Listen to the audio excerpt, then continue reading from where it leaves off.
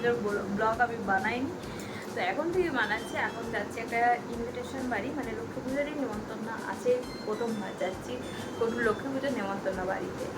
আর কিছু ঠাকুর দেখবো। আর এখানে আমাদের একটা বড় লক্ষ্মী ঠাকুর হয়, এটা হয়তো আগে আমি ব্লগে হয়তো দেখিয়েছি আপনাদের, তো সেক্ষেত্রে সেটাও দেখার প্ল্যান আছে। দেখা যাক রাস্তায় যতগুলো লক্ষ্মী ঠাকুর দেখতে পাবো আপনাদের অবশ্যই দেখাবো।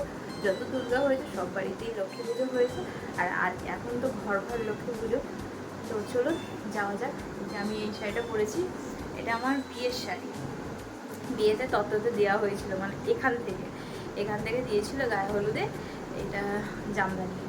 তো চলুন, তখন এর খুব চল ছিল। আর কেমন লাগছে কমেন্টটা জানাবেন, ঠিক আছে? চলুন চুলটা বেঁধে নিই আপনাদের ব্লগে, যাতে একটু ভালো লাগে, ওই জন্য চুলটা খুলে দিলাম। বেঁধে যাবো, ওখানে গিয়ে চুলটা খুলে দেবো। চলুন যাওয়া যাক, 9:09 হয়ে গেছে। এই ছোট্ট ক্লিপটা নিয়ে রেখেছিলাম দধিকর্মার, তো সেটাই আর কি অ্যাড করে দিলাম। এখানে মা মাখছে, ঠাকুরকে দেওয়া হয়ে গেছে, ঠাকুরকে দেওয়ার পরই সব কিছু দিয়ে আর কি একসঙ্গে মেখে আমাদের খেতে হয় লক্ষ্মী পুজোর দিন। আমাদের তো বাড়িতে লক্ষ্মী পুজো হয় না, কিন্তু বাড়ির ঠাকুরকেই আর কি সামনে ধরে দিতে হয়, সেটাই আর কি প্রসাদ হিসাবে খাওয়া হয়। তো সেটাই মা এখন মাখছে। সোনার ড্রেস,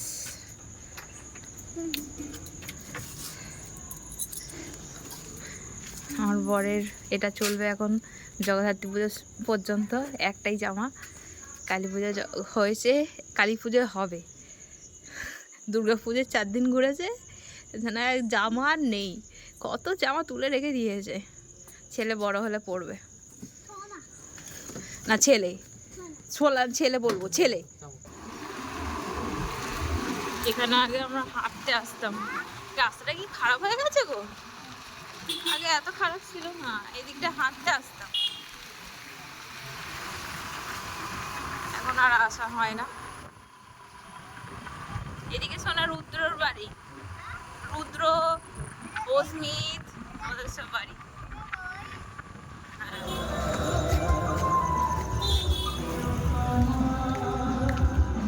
শোনা কত বড় ঠাকুরটা দেখবি শুধু, তুই দেখেছিস? তুই আগের বারে 1 বছর এসেছিলি, দেখেছিস সোনা কত সুন্দর? হ্যাঁ খুব সুন্দর করেছে বলো, শাড়িটা মাটির একদম পুরো, খুব সুন্দর। ঠিক আছে, চলো চলো। কি হলো, তুই দেশলাইয়ের খোল কোথা থেকে পেলো? হ্যাঁ, কেমন দেখলি ঠাকুর? কেমন, কতটা ভালো? এদিকে দেখবি তো, কতটা ভালো।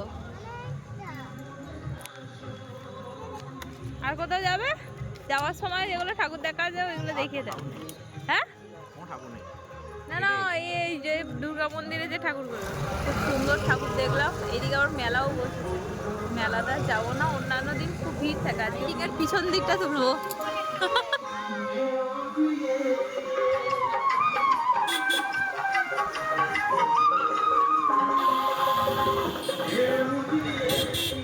এখানে সুমন একটু মিষ্টি কিনে নিল নেমন্তন্ন বাড়িতে যাব বলে, আর এখানে আমি আর সোনা এখানে বসে আছি।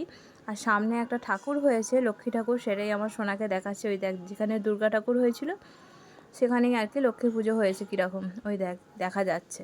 তো তারপরে এখানে ঢুকলাম, দেখছি এখানে সব মানে পুজো মোটামুটি হয়েই গেছে, শুধু পুষ্পাঞ্জলি দিচ্ছে। বাড়ি যারা পুজোয় আর কি বসেছিল তারাই আর কি পুষ্পাঞ্জলি দিচ্ছে।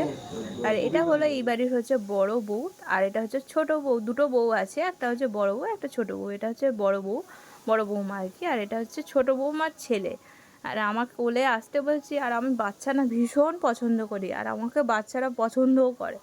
আমি বলছি আয় কোলে আয় কোলে আয়, কিন্তু কিছুতেই কোলে আসতে চাইছিল না। তখন অলরেডি 10:30 বেজে গিয়েছিলো, তাই গিয়েই খেতে বসে পড়েছি। নান করেছিল, ভেজিটেবিল চপ, আলুর দম, তারপরে মটর পনির, চাটনি, মিষ্টি, অনেক কিছু করেছিল, খেয়েই বাড়ি চলে এসেছিলাম।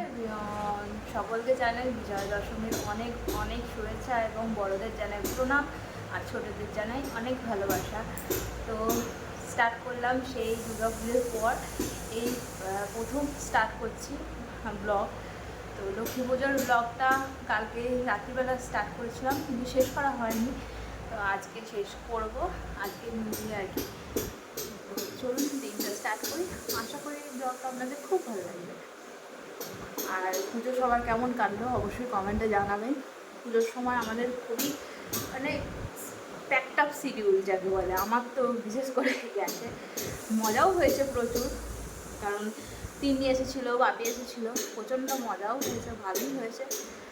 সব মিলিয়ে মিশে বেশ পুজোটা এবছরে ভালোই কাটলো।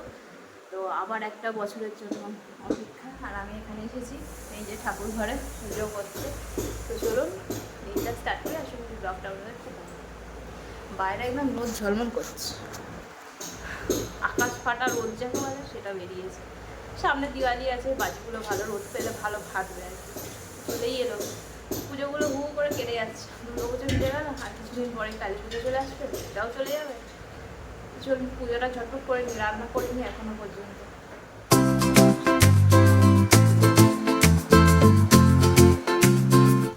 এই যে আমার আর অনিমার জন্য চা বসিয়ে দিলাম।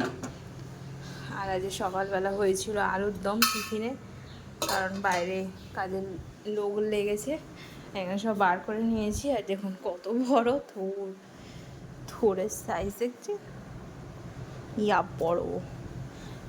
কেটে আর সাইজ করে ফ্রিজে ঢোকাতে হবে। আজকে ভাবছি একটা নতুন রেসিপি বানাবো, পটল ভাপা, ভাপা পটল বানাবো। আর বলবেন না, উপর থেকে আস্তে আস্তে ধরম করে পড়ে গেছি। তো জল ছিল, তো নাইটিটা ভিজে গেছে, ওই জন্য নাইটিটা চেঞ্জ করে আবার এই নাইটিটা পরলাম। তো সেই কারণে আপনারা ভাববেন যে আগে একটা নাইটি পরেছিল, আবার একটা অন্য চলে যাবে। তো ওই জন্য চেঞ্জ করে নিয়েছি। আজকে বানাবো থোড়ের ডালনা, বাবা বললো। আর পটলের এটা আমি বানাবো, মানে আমার মন থেকে বানাবো। আর আজকে হবে চিকেন, তো চিকেনের একটা অন্য রেসিপি বানাবো দেখি। এই বিস্কুটটা আমার ভীষণ এক পছন্দের একটা বিস্কুট। তো সেরকমভাবে ব্লগ আমি ঠিকমতো করতে পারছি না, তার জন্য অনেক অনেক দুঃখিত, সরি। এবং পরের ব্লগগুলো একদম ভালো ভালো ব্লগ আসবে এবং মন দিয়ে আমি করব। তো অবশ্যই আমার সঙ্গে থাকবে। এই ব্লগটা ভালো লাগলে একটা লাইক দেবেন, শেয়ার করবেন, সাবস্ক্রাইব করতে ভুলবেন না। টাটা।